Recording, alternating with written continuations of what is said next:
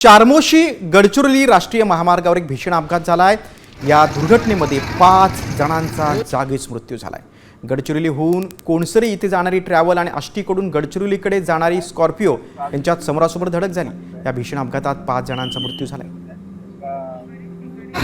आपण अधिक माहिती घेऊया आमचे प्रतिनिधी गणेश शिंगाडे यांच्याकडनं। गणेश, मृत जे नागरिक आहेत ते कुठल्या भागातील रहिवासी होते, काय माहिती समोर आली आहे काय आणि काय सद्यस्थिती आहे? चामोर्शी तालुक्यातील कुरुट तोडोली गावादरम्यान हा भीषण अपघात झालेला आहे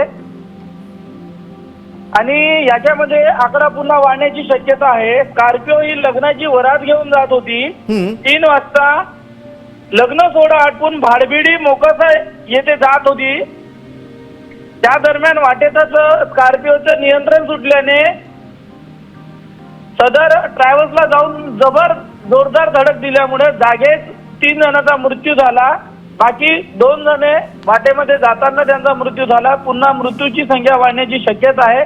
भीषण गणेश, तुम्ही सविस्तर माहिती दिलीत त्याबद्दल धन्यवाद। आपण बघतोय की गडचिरोलीमध्ये हा भीषण अपघात झालेला आहे। स्कॉर्पिओची आणि एका ट्रॅव्हल बसची धडक झाली आणि त्यामध्ये 5 जणांचा मृत्यू झालेला, मात्र मृतांचा आकडा वाढण्याची भीती व्यक्त होते।